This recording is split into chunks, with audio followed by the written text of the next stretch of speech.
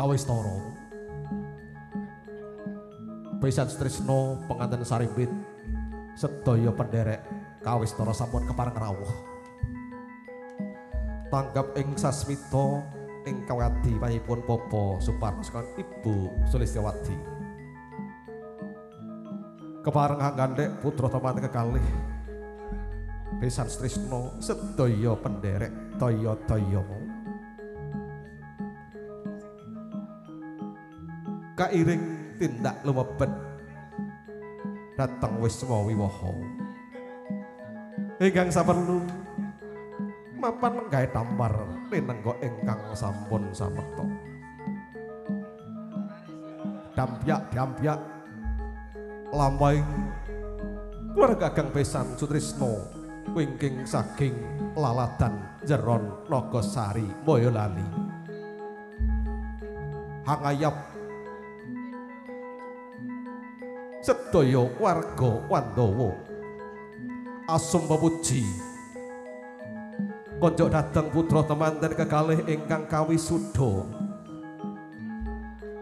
samangkih mugi tansah pinaringan wahyu jodoh ingkang sayektos satemah saged hambabar keluarga ingkang sakinah mawaddah warahmah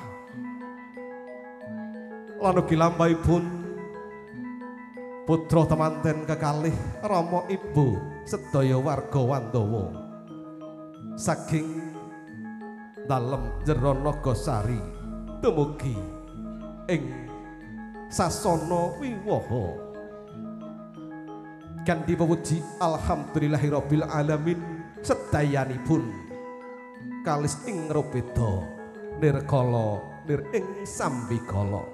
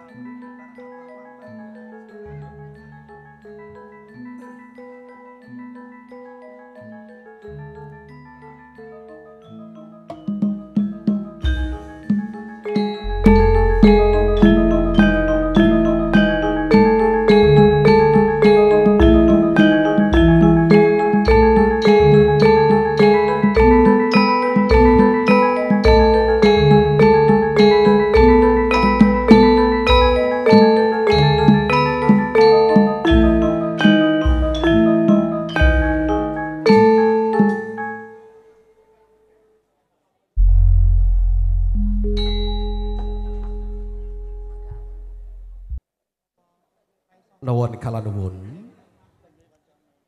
Bismillahirrahmanirrahim. Assalamualaikum warahmatullahi wabarakatuh.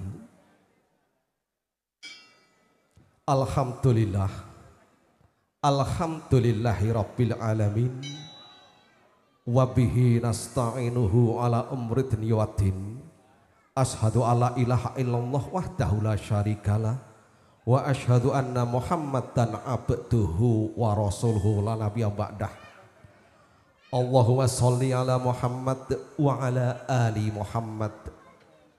Qala Allah ta'ala fil Qur'anil Karim a'udzu billahi minasyaitonir rajim bismillahirrahmanirrahim wa min ayatihi an khalaqalakum min anfusikum azwajan litaskunu ilaiha wa ja'ala bainakum mawaddatan wa rahmah inna fi dzalika laayatin liqaumin yatafakkarun. Wa qala Rasulullah Muhammad sallallahu alaihi wasallam an-nikahu sunati faman raqiba an sunati falaysa minni amma ba'du. Nuwun keparang matur wonten ngarsanipun sang yaning para tamu kagem miwah putri ing mriki pambivara sampun pikantuk sasmita dening para paran para panguwasa ing krida dharma. Bilih tata upacara ngondhah mantu ingkang minangka demenipun Bapak Suparno sakan Ibu Sulistyawati mapan lenggah wonten ing laladan Gunung Duk Mulurejo Ngondang Rejo Karanganyar nuli kapurwagan. Mboten datan katalumpen piyambun tansah maminta hanya nyuwun dhateng ngarsanipun Gusti ingkang marupaing dumadi mboten sanes Allah Subhanahu wa taala purwa madya kanthi sesanti kamulyaning ngagesang.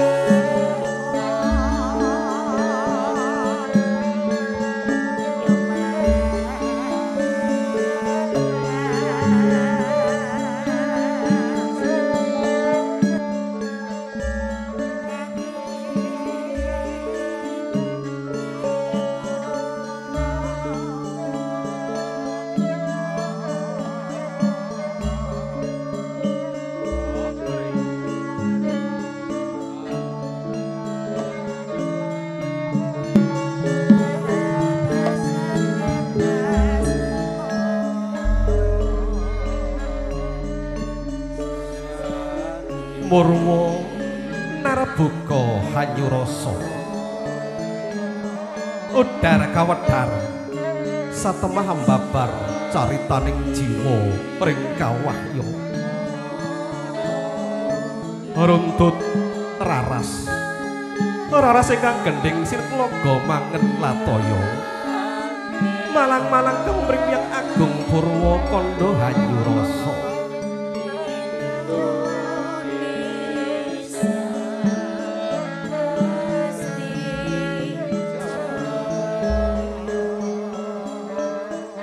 Kula nuwun wonten ngarsanipun wonten sepuh pini sepuh haji sepuh ingkang sampun ana ing pamawas miwah lebda ing pitutur ingkang tuwantes kinabekten wonten ngarsanipun para pangarsaning agami para alim ulama para kiai para haji hajah ingkang rinten siang kalawan dalu tansah sumandhing kitab suci pinangka kiblating manembah.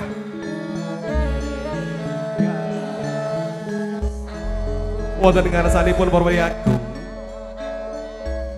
para sarjana sujananing budi,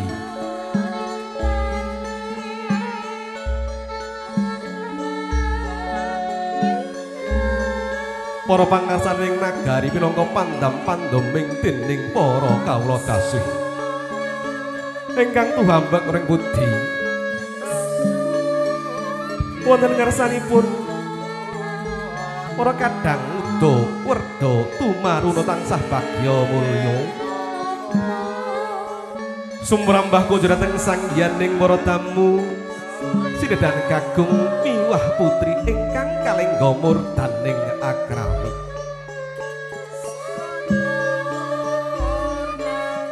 gandhi linambaran sehrap selaning budi mugi tansah diagungna samudra pangsami ingkang agung ngawet ing mriki kawula kemawantun ngadeg ngabiyantara Hanika swacana gembel kamardikan jengan dikuasa daya enca sekeca lelenggan. Gawat ing mriki kawula ingkang piniji demeipun bapa supados kaliyan Ibu Sulistyawati mapan lenggah wonten laladan Gunung Duk RT 3 RW 6 Pulurejo Gondang Rejo Karanganyar. Kinen hangaturaken menggah urut riraking tata upacara pundhah mantu. Gawit gawan sampun kepareng entas pitulo sang rakit Sekar Cempaka Mulya Mahargya Putra miwaha siwi. Boten sanes putra jalanipun ingkang namipun Bagus Anandariski. Bilih duk rikala dinten ingkang sampun kawuri sampun kepareng sembodo hanjatu krami ingkang kusumaning ayu Rara Dwi. Ayu Puji Astuti. Putri kenya samipun Bapak Agus Riyadi lan ugi Ibu Mujiati. Wingking saking laladan Purwayasa RT 5 RW 6 Jeron Nagasari Boyolali.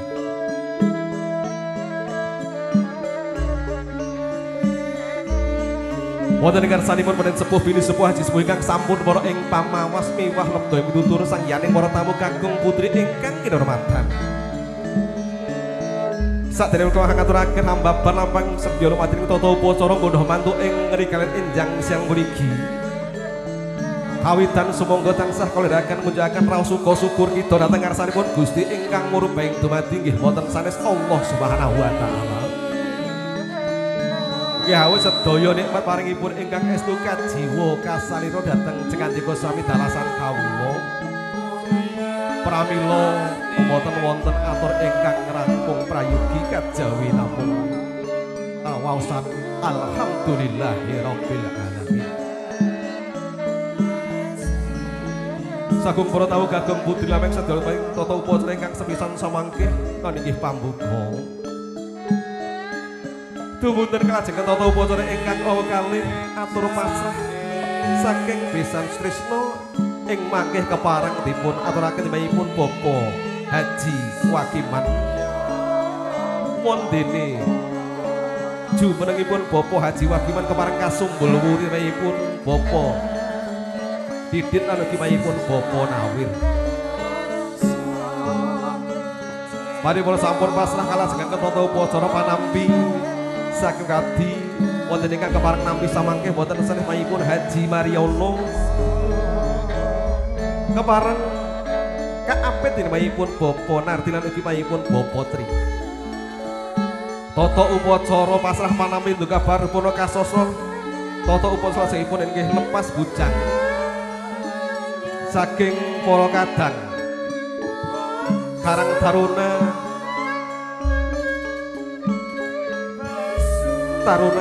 Bakti. Tata upacara lepas lajang dungka paripurna samangke kepareng dhuwur adane tata upacara sungkeman wonten ingkang kepareng mertosaken inggih samangke saking para kadang PG Entertain. Kalajengan tata upacara ingkang salajengipun inggih wasa ing kadi babaring sedaya lumating tata upacara pahargan ing kalenggan enjang siang puniki inggih babaring sedaya lumating tata upacara pambagya raharja.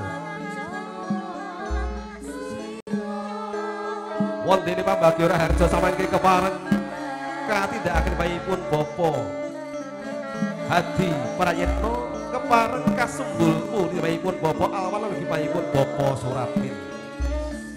Dumunten kalajengan tata upacara salajengipun inggih tumplak punjen utawi diundhik pratandha cetha lampahing sedaya lumating tata upacara pahargan ing kalenggan enjang siang puniki samangke dongka paripurna muklis sang putra temanten kalih sampun kepareng kajengaraken saking kursi rinengga tumujuran sakajipun kori pahargyan. Sagung para tamu kakung budi mekaten menggah urut rikat riraking tata upacara ingkang badhe lumampah ingkang salipun sampun karantam karacik dening keluarga piyambakipun Bapak Parno sekang Ibu Sulistyawati. Kanthi menika wonten paripun sakyani para tamu kasuwun lenggah kanthi wirunggan nuwun matur nuwun.